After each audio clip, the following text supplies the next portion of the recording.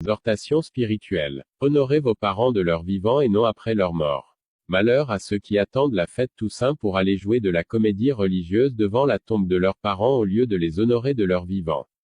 Version 1. Inspiration reçue par l'évangéliste Jean Gratien.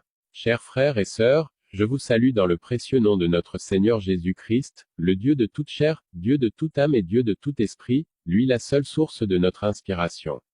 Chers frères et sœurs, je vous invite à honorer vos parents de leur vivant. N'attendez pas leur mort, ni la fête satanique de Toussaint pour aller jouer de la comédie religieuse sur leur tombe. Chers frères et sœurs, je suis toujours peiné de la confusion que fait régner la religion dans vos têtes, au profit de leur intérêt au lieu de vous enseigner à prendre soin de vos parents, plutôt de leur vivant. Notre Seigneur a mis un accent particulier sur notre devoir envers nos parents de leur vivant et non sur leur tombe. Lisons dans Exode 20 verset 12. Honore ton père et ta mère, afin que tes jours se prolongent dans le pays que l'Éternel, ton Dieu, te donne. Ainsi, notre Seigneur accorde une place importante à nos géniteurs jusqu'à l'inscrire dans les 10 commandements. Ceci étant, nous devons le faire de leur vivant. Dès notre jeunesse, nous devons leur obéir comme à Dieu. Ne pas leur créer de chagrin. Ne pas provoquer leur colère. Leur retourner l'ascenseur de l'amour qu'ils éprouvent pour nous. Sauvegarder l'investissement qu'ils font pour la réussite de notre avenir en le rentabilisant pour les rembourser. Car nous avons été leur entreprise que le Seigneur leur a confiée, en qui ils ont investi leur amour, leurs soins, leurs ressources financières, etc. Ils doivent jouir donc des bénéfices de leur investissement. À notre vie adulte et active, nous devons toujours leur accorder une place honorable dans nos projets. Accordez-leur un logement acceptable et un cadre de vie sain, selon vos moyens. Ils étaient toujours là pour vous dans votre jeunesse, alors vous aussi, soyez toujours près d'eux dès qu'ils expriment le besoin, surtout lorsque l'âge les frappe ou ils ne peuvent plus rien faire. Ne permettez pas à vos conjoints de les mépriser. C'est pourquoi il est toujours mieux de les loger à part pour ne pas créer de conflit d'affection. Car la Bible déclare que l'homme quittera son père et sa mère et s'attachera à sa femme. Alors ne leur permettez pas aussi d'intervenir dans vos affaires conjugales pour ne pas créer de palabres avec votre femme. Il faut reconnaître qu'au niveau des mères, les choses ne se passent pas souvent comme voulu. Car certaines mères voient leur belle-fille comme une rivale et veulent avoir les gros yeux sur tout ce qui se passe dans le foyer de leur fils. Or ils ont aussi leur foyer à part avec Pépé. C'est pourquoi il faut user de beaucoup de diplomatie, surtout si ta mère doit rester à côté de toi en cas de force majeure. Il faut aussi éviter de poser vos situations conjugales à vos parents, ou gronder sur votre femme devant vos parents, pour ne pas leur permettre d'avoir des soupçons inavoués. Enseignez à vos enfants le trésor que représentent les grands-parents vivants. Chérissez-les devant eux pour leur montrer le bon exemple au moment où vous serez aussi à ce stade de la vie.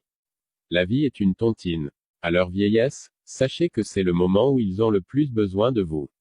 Et vous devez savoir que c'est le moment de rembourser les caprices que vous leur avez fait subir durant votre enfance. C'est pourquoi ils ont tendance à devenir aussi de plus en plus capricieux.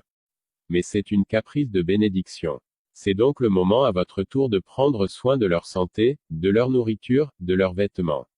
Surtout n'imposez pas à votre conjointe de jouer ce rôle. Si elle le fait par amour, bravo. À ce stade de leur vie, sachez que la mort les réclame et vous ne l'aurez plus bientôt avec vous. Faites couler les meilleures larmes sur leurs cuisses de leur vivant. N'attendez pas leur mort pour leur rappeler comment ils ont pris soin de vous dans des discours vains et religieux devant leurs dépouilles. Alors donnez-leur plus d'affection. Servez-leur le meilleur plat qu'ils aiment, la viande qu'ils aiment comme Isaac en avait demandé à son fils. C'est même une étape où vous ramassez beaucoup de bénédictions de leur part. Mais vous devez être aussi calme d'esprit et patient. Alors faites-les habiller d'habits de valeur que vous voulez. Faites-les promener dans les meilleures places publiques pour leur faire oublier la peur de vous quitter bientôt pour l'au-delà. Aussi, s'ils n'ont pas encore confessé Jésus-Christ, sachez c'est un défi pour vous. Serez-vous heureux de voir vos parents aller en enfer, et vous au ciel?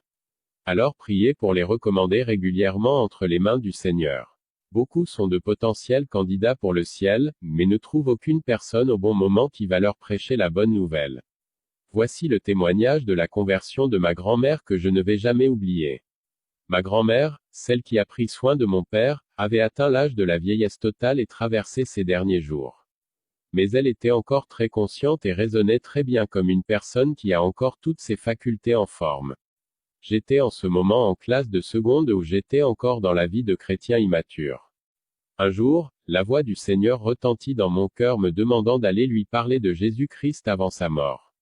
Le jour où j'ai reçu le message, j'étais troublé car je ne savais vraiment pas quoi lui dire pour la convaincre. J'étais encore très jeune et elle était très attachée à ses traditions. Donc je ne voyais pas du succès dans ce projet. Mais Dieu avait déjà disposé son cœur car c'est une parente que je maîtrise très bien pour avoir grandi à côté d'elle et connaissait son amour pour l'homme. Elle respectait même beaucoup de choses de la parole de Dieu sans jamais avoir entendu parler de Dieu. Mais ça ne pouvait vraiment la sauver, car tous les hommes ont péché et condamné à cause du sang d'Adam qui coule dans leurs veines. C'est seulement le sang de Jésus-Christ qui peut nous laver et nous donner la citoyenneté du ciel. Ainsi, Dieu voyant la pureté de son cœur comme Corneille, m'a mandaté pour accomplir cette mission. En effet, très troublé par la voix intérieure qui me parlait, je suis allé voir mon pasteur en ce temps pour lui faire part de ce que je recevais. Il me dit que c'est la voix de Dieu et m'encourageait à y aller. Je ne savais encore rien du Saint-Esprit.